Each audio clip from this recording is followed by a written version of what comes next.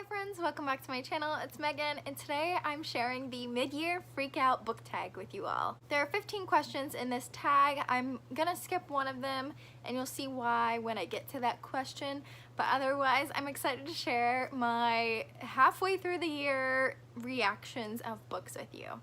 Of course, the very first question we're starting off with is, what is your favorite book of 2021 so far?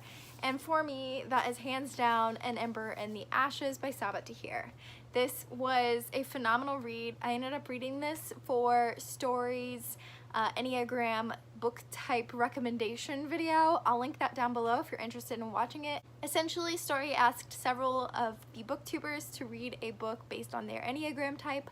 I'm type 2 and I ended up picking An Ember in the Ashes, and it had trials, it had a love triangle that actually worked, it had enemies to lovers, it had disguise, it had everything like trope wise I love in a book, and it was written so well. So hands down, An Ember in the Ashes is #1 for the year so far. Question number 2 is your favorite sequel.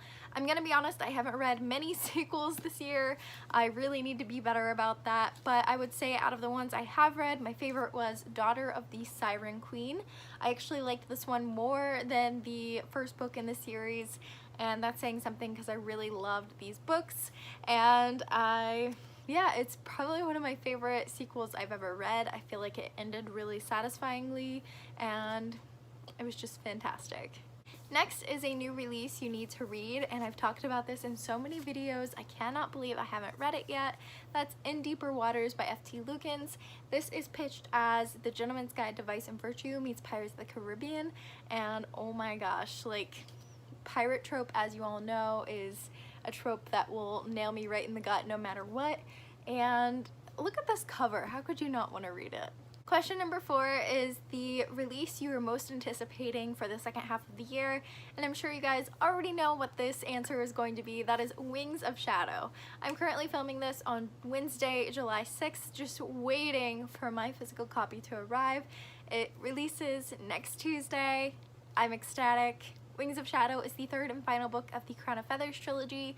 I've talked about the Crown of Feathers trilogy countless times on my channel, but if you're interested in learning more, here is a review of the Crown of Feathers first book. Question number 5 is biggest disappointment of the year, and for me that's most likely going to be labeled as Witches Steeped in Gold.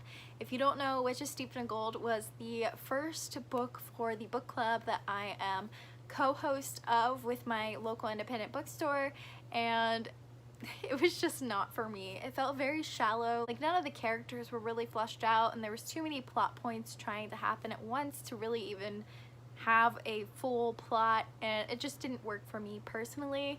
And I was really anticipating it because it was the first book club book, but it just wasn't for me, unfortunately, but it's all good. And on the flip side of that, question number 6 is, what was the biggest surprise of the year? For me, I definitely would say that Grown by Tiffany D. Jackson was my biggest surprise of the year. This is definitely a out of my comfort zone book. I'm not usually into like thriller contemporary, but I was hooked throughout this entire story. In this, we are following Enchanta Jones, who has the dream of becoming the next singer. She ends up entering a singing competition where the local famous R&B star ends up like finding her and discovering her per se, but there is a lot of trigger warnings in this, so please be wary and do your research if you're like easily triggered by things, because there are a ton of triggers in here. It's a very heavy book, but it was a very intriguing storyline. Question number 7 is newest favorite author, and honestly I've read so many authors this year that I don't even know where to start, so I'll just name several. For example, Sabaa Tahir, Tiffany D. Jackson, Trisha Levenseller. 3 of the books I've already talked about. Also, Casey McQuiston would be up there for me as well, and Aiden Thomas. Oh my gosh, there's just so many. I can't pick one, I'm sorry. As I said at the beginning, I am going to be skipping one question. That is question number 8, newest fictional crush. I don't really get them, so I'm gonna skip that, sorry. Question number 9 is newest favorite character. This is also a really tough one. I would say Laya from An Ember in the Ashes or Nova from Renegades would be up there for me. I just really love a fierce female. It's who I love. Question number 10 is book that made you cry. I often, actually, as emotional as I am, I cry over My Little Pony. I tend to cry more when I'm happy or when I'm like overwhelmingly excited about something rather than when I'm sad.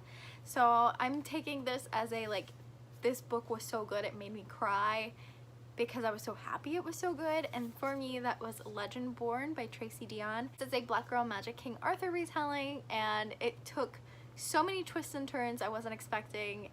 So worth it. Absolutely fantastic. And then on the flip side of that one, question number 11 is a book that made you happy. I have two options for this. First is Red, White, and Royal Blue by Casey McQuiston. I was literally laughing out loud at this book. I was cracking up. It's one of the funniest books I've ever read.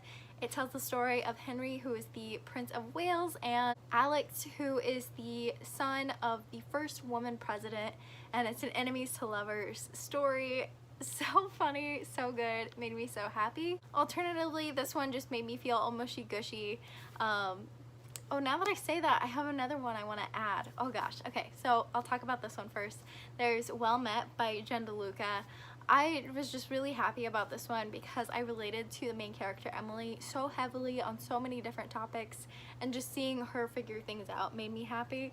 But now that I say mushy gushy, oh my gosh, heart stopper, you guys. It's so good. I loved it so much. I read the volume 1 last year, but I'll consider volumes 2, 3, and 4 for a book that made me happy. There we go. Number 12 is favorite book to movie adaptation. I don't feel like I've really read any. My all-time favorite is Catching Fire, but I did watch Fruits Basket, which is the adaptation of the Fruits Basket manga, which I have right here. It's one of my favorite manga series, and the anime for that is also really, really adorable. Number 13 is favorite video you've made this year. Ooh, I don't know. I really have liked that I brought back the weekly reading vlogs. That's been really fun for me. I've only been doing it for about 2 weeks now, but I might say the weekly reading vlogs. I'm really proud of my most recent ones because I've actually been filming and getting b-roll and getting footage and remembering to check in, so I'm really proud of myself for that. I would say the weekly reading vlogs just because I feel like those prove that I've grown so much as a booktuber, because in the beginning I wouldn't check in because I was so nervous to vlog. I don't know why. I have no problem sitting down and talking for a video, but like standing in a bookstore or like pulling out my camera to vlog in the car, that sort of thing just wasn't comfortable for me. It just shows how much I've grown as a booktuber, which makes me happy personally, even though they're not really the highest quality video or the best video per se. I would say those just because they've shown how much I've grown. Question number 14 is the most beautiful book you've purchased this year. For me, that is hands down, this was on my wish list, my unicorn per se for so long, and that is the Fate Crate version of the Maiden Ship for this. It's my favorite color. It's got a foiled embossing. It's got this beautiful, beautiful under the cover desk jacket. It's just a stunning addition, and I'm so happy to have it as part of my collection now. And final question number 15 are, what are some books that you want to read by the end of the year? Luckily for you, I've already created this video. 21 books that I want to finish before the end of 2021. You can check it out at the link up above, and I will talk about 2 of them, my most wanting to get to ones, I guess you could say. First would be Incendiary by Zoraida Cordova. I don't know anything about it.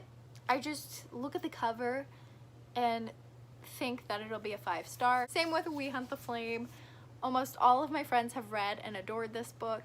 I've heard so much about it. It looks like a book that will be 5 stars for me, so I'm so excited to get to this one.